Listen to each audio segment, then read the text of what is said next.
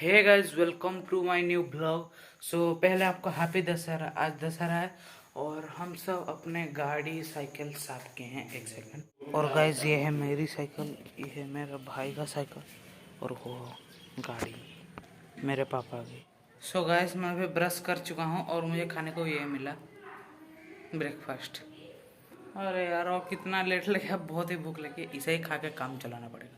Guys, ये बहुत ही कच्चा कच्चा लग रहा है, बिल्कुल अच्छा नहीं लग रहा। और फिर गाइस हमें ये दिया, ये बहुत ही यार टेस्टी होता है। मेरे भाई को छोटे से मेरे बड़े से बहुत ही यार टेस्टी होता है। फाइनली हमारा पेट भर जाएगा। और कल आपको याद होगा मैं बाउंस बिस्कुट लाया था, तो वहाँ पे ये बिस्कुट भी मिल रहा था। और इसे देखते हैं मेरे को खाने की एक्साइटमेंट हुई और आज मैं खरीद लाया। अभी भूख लगी है, खाएंगे? हाँ, फाड़ ले।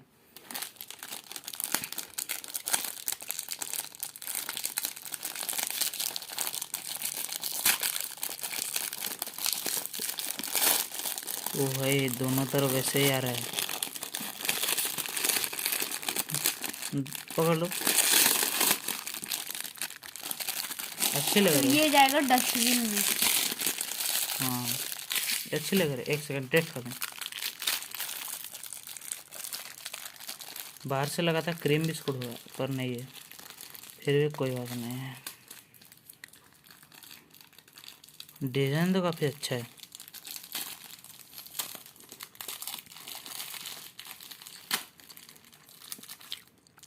अच्छा टेस्ट है, अच्छा टेस्ट है। गाइस, शाम का वक्त है।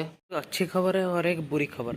बुरी खबर यह है कि अभी थोड़ा थोड़ा बारिश हो रहा है, इसलिए पापा मना किए हैं माता रानी के मतलब पंडाले में जाने के लिए। बहुत ही बुरा हुआ। और अच्छी खबर यह है कि घर में पकोड़े बने हैं।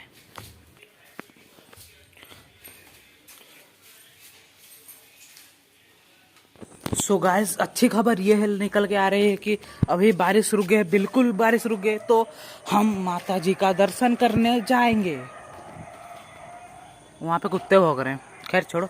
बारिश टोटली रुक चुकी है और हम माता जी का दर्शन करने जाएंगे। बहुत मज़ा आएगा। यहाँ पे कीचड़ था, इसीलिए हम थोड़ा दूरी वहाँ आगे तक चल जाएंगे, फिर पापा हमें पिकअप करेंगे।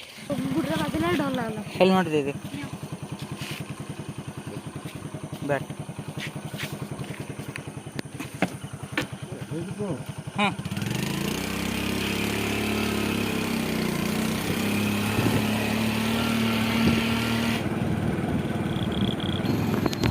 ये हम शहर में एंटर किए।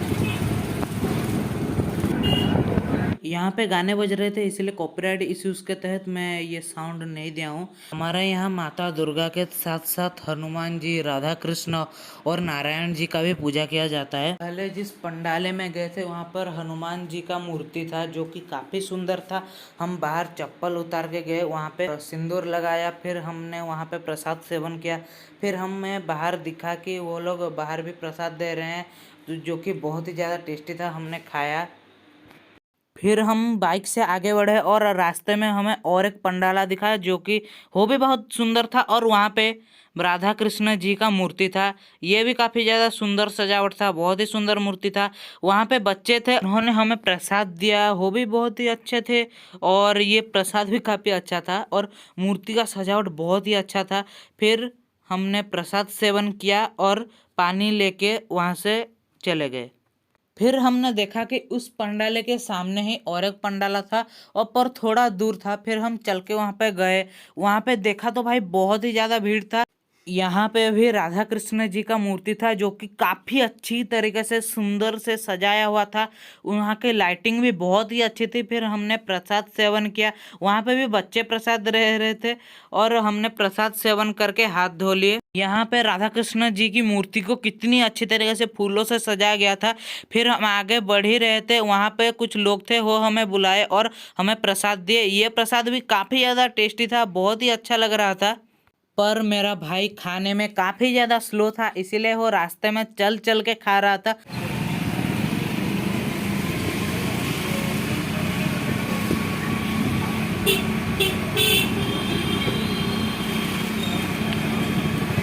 ये हम देखने जा रहे हैं बौद्ध का सबसे बड़ा पंडाला, बहुत ही बड़ा है। हर साल होता है यहाँ पे। पिछली बार कोविड की वजह से नहीं हुआ था शायद। सो गाइस ये हमारे बौद्ध का ऐसे ही सबसे बड़ा पंडाला नहीं है, आप देख ही सकते हो कितनी सुंदर तरीके से सजाया गया था। लाइटिंग वाइटिंग काफी ज्यादा अच्छी थी, भीड़ भी बहुत ज्यादा था। फिर मैं और मेरा भाई मेरे पापा का हाथ पकड़ के आगे बढ़ लिए। आगे भी मतलब काफी अच्छी तरीके से सजाया गया था, भीड़ भी बहुत थी, इसीलिए बहुत मुश्किल से हम अंदर घुसे। माता रानी का दर्शन ही नहीं हो पा रहा था, पर थोड़ा सा भीड़ थमा और मैंने माता रानी का दर्शन किया। मूर्ति काफी बड़ी थी और फिर मैं आगे बढ़ के वहां से प्रसाद लिया।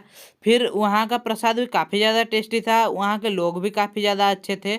और मेरे भाई, मैं और मेरा पापा प्रसाद लेने के बाद आगे बढ़ गए।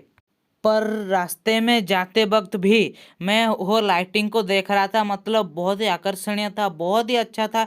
इसीलिए मेरे नज़र उससे नहीं हट रही थी, लाइटिंग से नहीं हट रही थी। बहुत ही अच्छा अच्छा डिज़ाइन दिखाया गया था। फिर हम जब आगे बढ़े तो अंत में हमें एक ऐसा डिज़ाइन दिखा, मुझे हंसी छूट गई। एक बंदर पेड़ से नारियल तोड़ रहा था, ऐसा डिज़ाइन था। फिर हम आगे बढ़ गए। आगे भी एक बहुत बड़ा पंडाला था, वहाँ पे भी बहुत ही ज़्यादा भीड़ था। और वहाँ में मतलब डीजे वीजे तो नहीं बज रहा था, पर हाथ से मतलब लोग वाद्य बजा रहे थे, जो कि काफ़ी अच्छा था।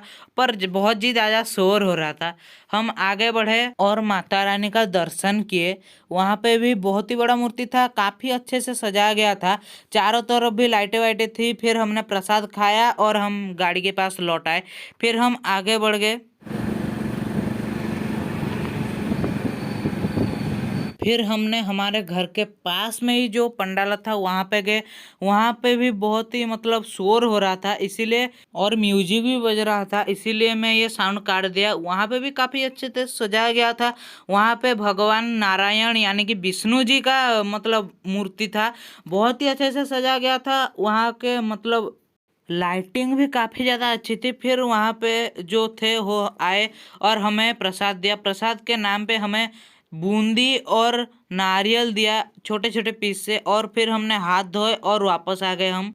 और आते वक्त आप ये लाइटिंग देख ही सकते हो, कितना ज़्यादा अच्छा लग रहा है। इस मूर्ति के अगले तरफ ही हनुमान जी का भी पूजा किया जा रहा था, पर वहाँ पे हम नहीं गए क्योंकि हम बहुत ही ज़्यादा थक गए थे और फिर हम घर लौट आए। और गाइस आप सोच रहे होगे कि अगली तरफ हनुमान जी का पूजा किया जा रहा था, वो मुझे कैसे पता चला? तो सुबह एक बार मैं घूमने आया था और देख लिया था कि यहाँ पे हनुमान जी का मूर्ति था।